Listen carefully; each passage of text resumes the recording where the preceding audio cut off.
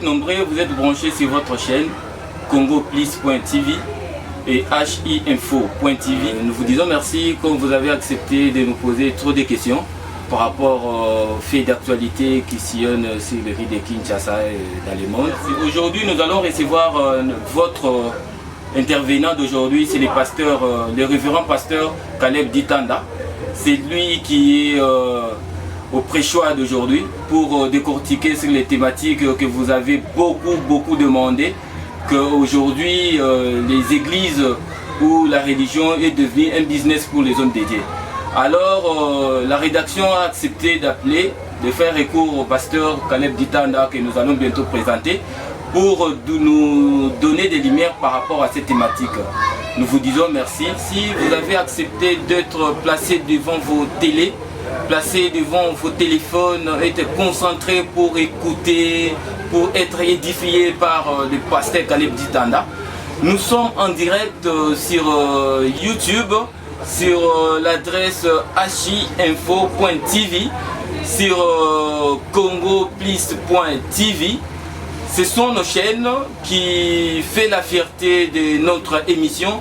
L'émission, comme on vient de l'annoncer, c'est l'émission qui parle du vrai, rien que la vérité. Rien que la vérité, c'est une émission qui est présentée par votre humble serviteur, le journaliste Honoré Oumba. De Londres, nous vous disons merci. À Paris, nous vous disons aussi merci. Aux États-Unis, nous vous disons merci. Notre partenaire, tu es là aux États-Unis, tu sais très bien. Maestro, tu es l'unique. Nous vous disons merci. Nous disons aussi merci à ceux qui nous suivent depuis l'Angola, depuis l'Afrique du Sud, depuis Congo-Brazza. C'est de Kinshasa avec nos 26 provinces. Nous vous disons merci à Lubumbashi, sans oublier tout le monde qui sont là, Maître Jean-Marie. Vous êtes branchés devant la télé, vous regardez votre émission que vous avez beaucoup, vous continuez toujours à soutenir. Rien que la vérité. Nous disons aussi merci à l'honorable Yannick Lukusa. Nous disons aussi merci à Monsieur Johnny. Je viens de dire aussi mes condoléances à Madame Joël Mouyambala. Vous venez de perdre votre proche depuis ici Kinshasa, Monsieur Gilles Okapeta. Vraiment que Dieu vous assiste. Rien que la vérité. Bonjour pasteur. Bonjour monsieur. Nous vous disons merci. Vous avez accepté de parler aujourd'hui aux hommes dédiés, aux fidèles qui va vous écouter aujourd'hui par rapport à la thématique que je vous avais présentée avant notre rencontre. Nous commençons avec la première question. Vous allez nous dire vrai ou faux. Vous répondez c'est vrai ou faux et puis on continue pasteur. Notre thème d'aujourd'hui s'intitule la religion est-elle business pour les hommes dédiés? Vrai ou faux? Faux. Ok. Pasteur, concernant l'affaire qui sillonne ici à Kinshasa dans le monde sur le Covid-19, le chef de l'État vient de décréter l'état d'urgence sanitaire.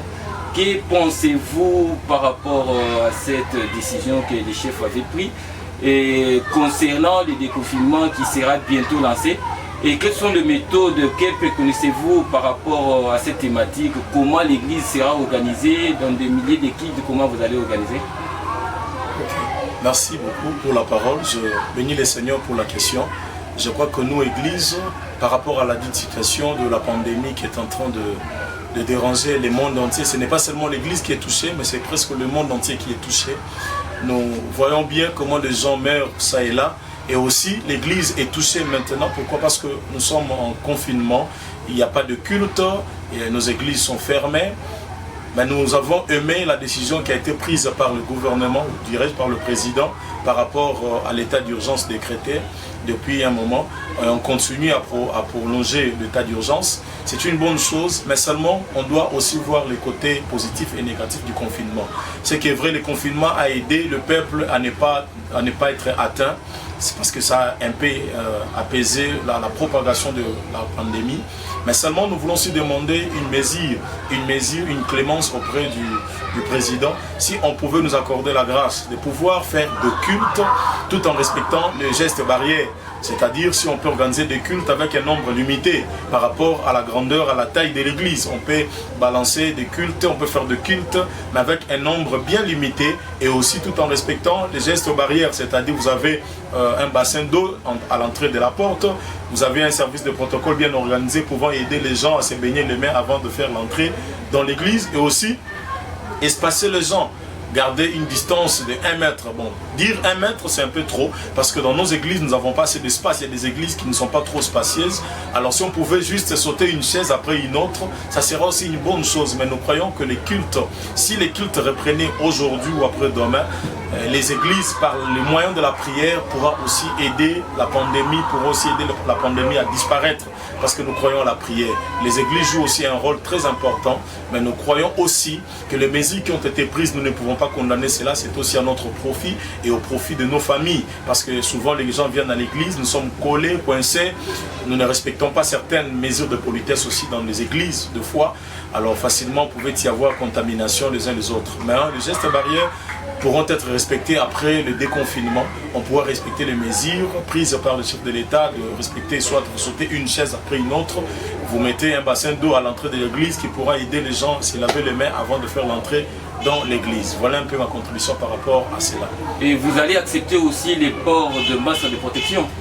Si, pourquoi pas? C'est important, ça va nous aider aussi parce qu'il a été dit par le médecin, les médecins ont prouvé que la contamination de la dite maladie peut se contaminer par des gouttes, des gouttelettes de salive qui peuvent sortir lorsque nous parlons de foi. Mais le port de masque nous aide aussi lorsque vous pouvez éternuer, ça peut aussi vous aider à ne pas contaminer les autres. Le port de masque sera obligatoire et ça va aussi contribuer à empêcher la propagation de la pandémie. Merci beaucoup, pasteur. Mais par rapport à l'espace, il y a aussi d'autres églises qui n'ont pas vraiment suffisamment de l'espace. Qu'est-ce que vous préconisez déjà par rapport à ça? Comment vous allez mettre combien d'équipes le jour pour permettre que les nombres ne puissent pas dépasser les bornes selon les gestes qui est recommandé pour les fidèles? Je crois par rapport à la question que vous venez de poser, c'est vrai, vous avez totalement raison, parce qu'il y a des églises qui ne sont pas trop spacieuses, il y a peu d'espace, ils n'ont pas d'espace, il y a des églises même qui ne réunissent que peut-être 50 personnes, mais je crois qu'avec la mesure du possible, on pourra s'organiser dans... Ça, c'est un problème de l'église, un problème de l'organisation de l'église. Chacune des églises doit s'organiser de manière à ce que le nombre soit un peu limité. Si vous avez une église de 100 membres, vous pouvez organiser soit 3 cultes le dimanche. Vous commencez le matin de 7h à 9h, de 9h à 11h, de 11h à 13h. Ça dépend de nombre de membres que vous possédez dans votre église. Je crois répartir les cultes aussi, ça sera une bonne chose pour éviter qu'il y ait trop de gens confinés dans une même salle. Vous venez de dire que la religion n'est pas un business pour les hommes dédiés. Mais nous voyons dans des réseaux sociaux, dans d'autres médias ecclésiastiques, ça se passe, il y a des pasteurs qui recommandent aux fidèles, même s'ils ne sont pas partis à l'église, mais de donner des monnaies électroniques comme offrande, tout ça. Est-ce que vous pensez vraiment que par rapport à la vie sociale que le peuple congolais est en train de vivre aujourd'hui, qui est basée sur la pandémie du Covid-19, est-ce qu'il y a vraiment de la nécessité qu'on puisse appeler les fidèles, envoyer l'argent sur les monnaies électroniques? Il y a vraiment nécessité qu'on puisse faire ça? Ou peut-être il faut appeler les fidèles à se prendre d'abord en charge, à lutter contre cette pandémie pour mettre fin à ces fléaux? Parce que je ne sais pas, aujourd'hui quand on continue, il y a des hommes dédiés qui continuent à grimacer des fidèles, à imposer des fidèles. Pour vous, qu'est-ce que vous synthétisez sur ça? Ok, merci beaucoup pour la dite question.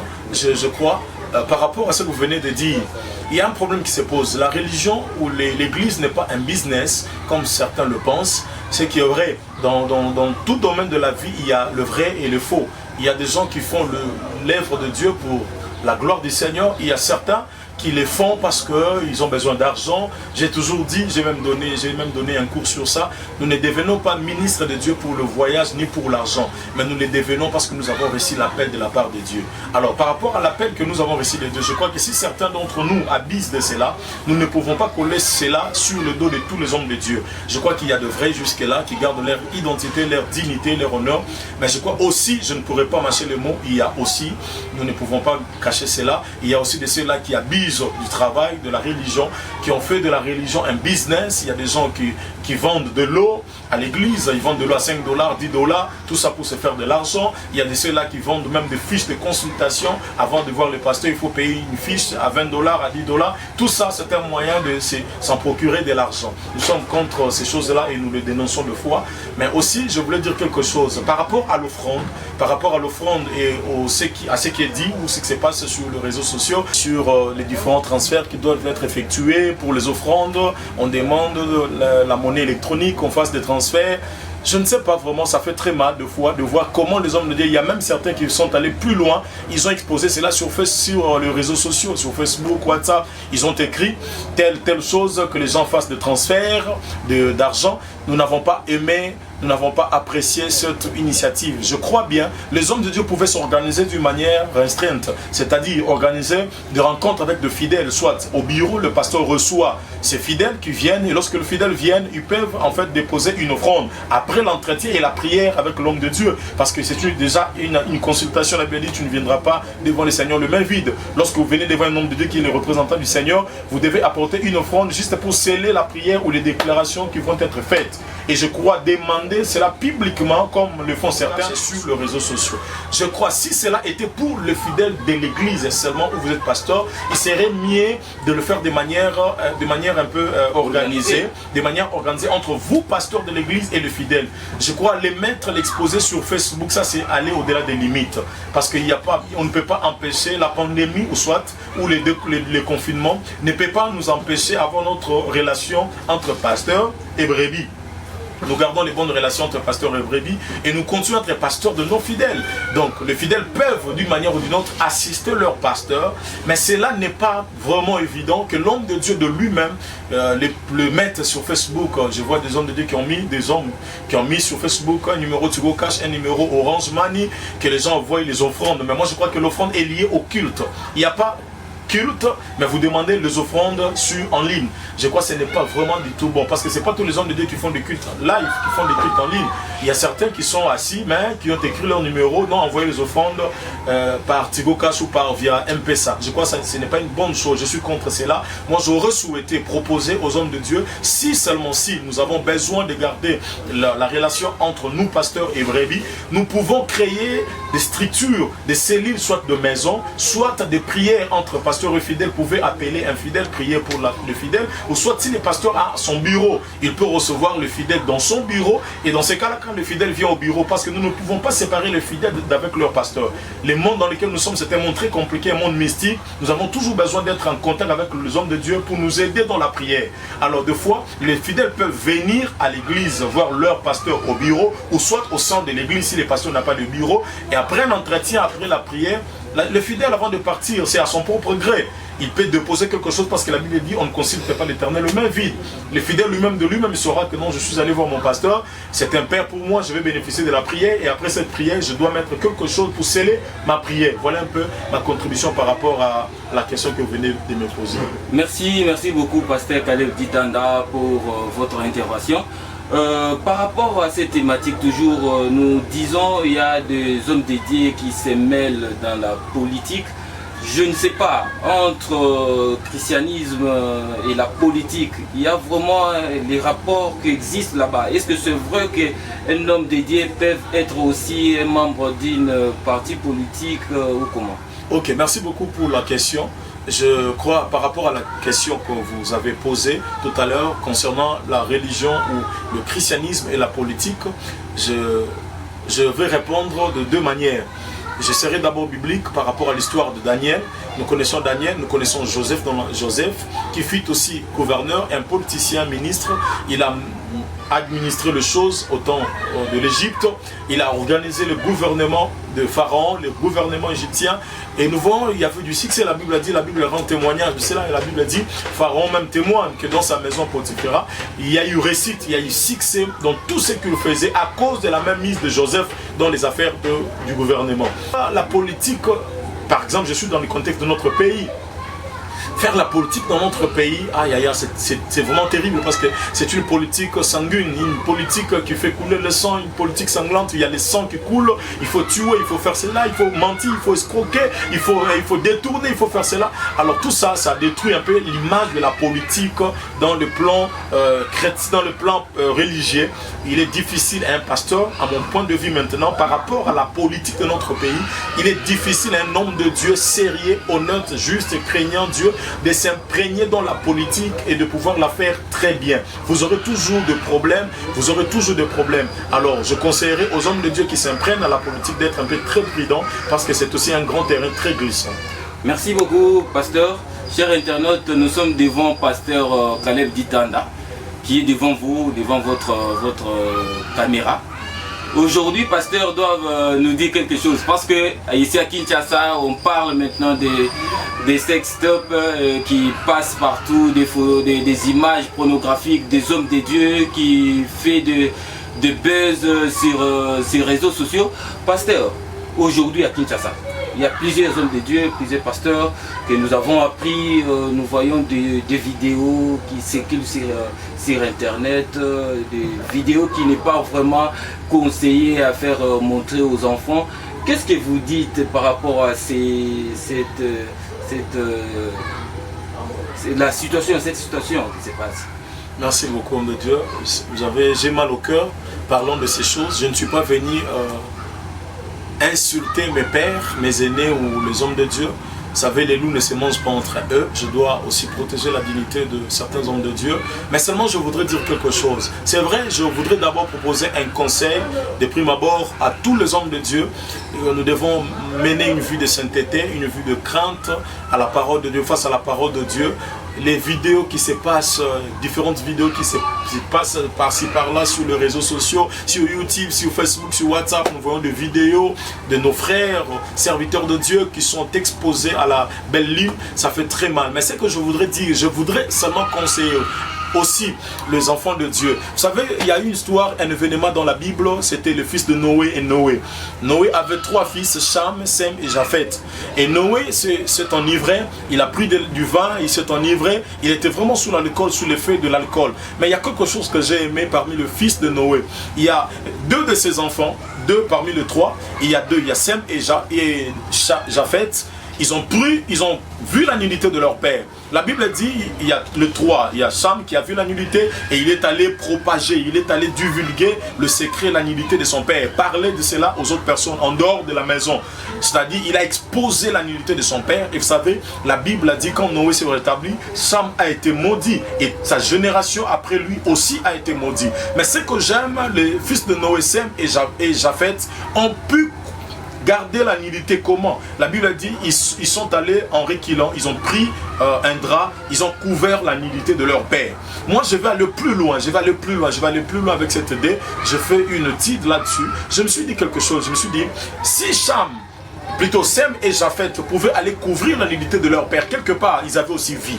Mais le bien, pourquoi ils n'ont pas été maudits? C'est parce que eux, à leur tour, ont couvert. C'est-à-dire, le problème, ce n'est pas de voir. Le problème est quand tu vois, qu'est-ce que tu fais. C'est vrai, nous n'encourageons pas les hommes de Dieu qui exposent leur nullité sur les réseaux sociaux, des vidéos, des sextapes. Ça fait très mal. Ça n'honore pas la dignité des hommes de Dieu, ça humilie les hommes de Dieu et ça humilie notre vie pastorale. Ça fait tellement mal au cœur que nous demandons aux pasteurs d'avoir un certain minimum de respect, un certain minimum de dignité. Gardons notre dignité et soyons fiers de ce que nous sommes.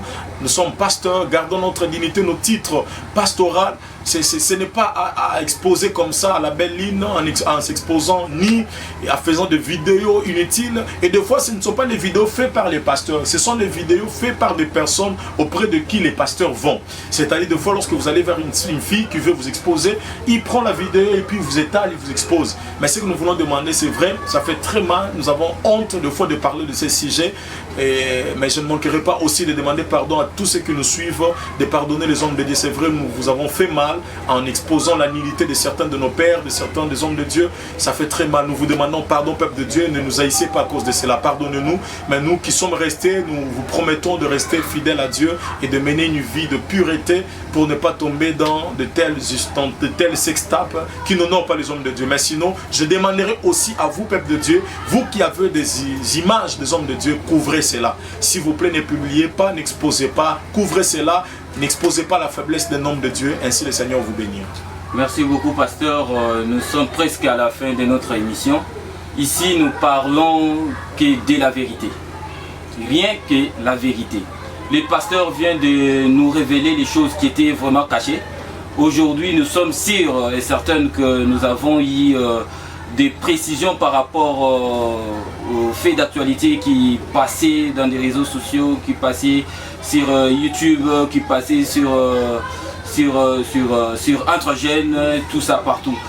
Aujourd'hui, pasteur vient de dire, par rapport aux rumeurs, par rapport aux vidéos qui sillonnent et tout, ce n'est pas quelque chose qu'on peut prendre en considération, c'est comme si quelque chose qui est éducatif. Non, ça veut dire nous allons nous arrêter. Nous allons prier pour eux. Le pasteur demande de prier pour les âmes qui sont tombées en faiblesse.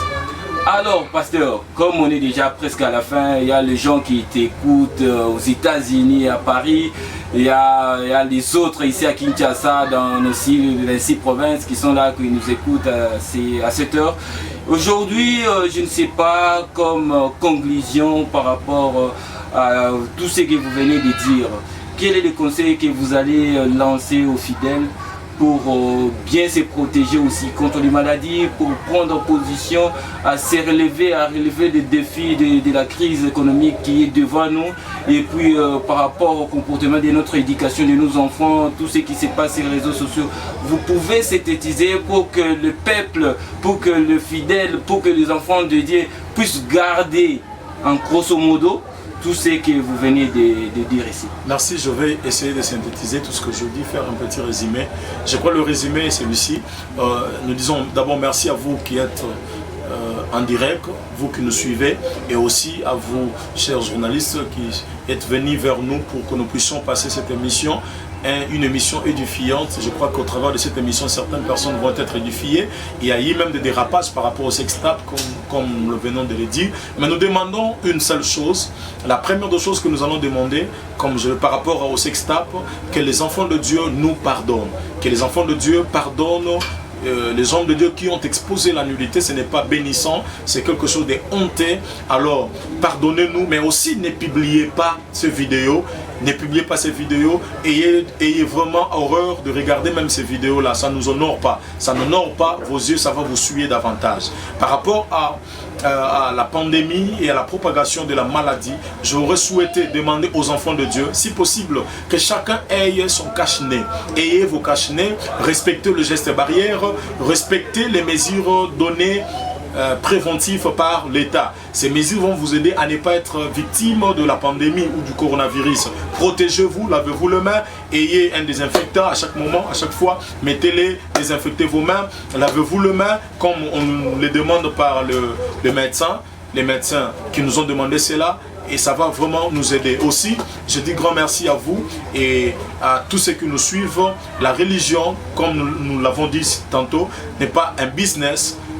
Il y a de ceux-là qui ont réussi l'appel de Dieu, qui le font très bien, très bien. Je loue et je bénis tous les hommes de Dieu qui font bien leur travail. Il y en a, ils sont nombreux, ils sont partout dans le monde. Je ne saurais citer les noms ici, mais ils sont nombreux. Je crois qu'il y a de vrais serviteurs de Dieu qui font bien leur travail. Nous vous bénissons, que le Seigneur vous bénisse. Je profite de cela pour laisser un mot. Je salue tout le monde, tous ceux qui me connaissent. Je suis le pasteur Gédéon Ditanda Caleb, le pasteur responsable de l'extension Église Assemblée Benezer, située à Kamunganga dans la commune de Ngaliema, sur l'avenue Wamba, numéro 3. Nous sommes d'une grande communauté, le centre missionnaire La Foi, qui est dirigé par le représentant légal, les révérends Samuel Chipamba, mon père que je salue. Je suis marié, père de 3 enfants. Je bénis ma femme, maman Maguindombe, et mes enfants Gédovine, nos vies. Mamira, je vous aime beaucoup de bonnes choses à vous. Merci beaucoup, pasteur. Avant de nous séparer, je m'aimais souhaiter les patriarches Olivier Lunyanga depuis Paris, Max Ngandou depuis États-Unis, Mick Quintala depuis États-Unis et Naomi Maombi depuis États-Unis.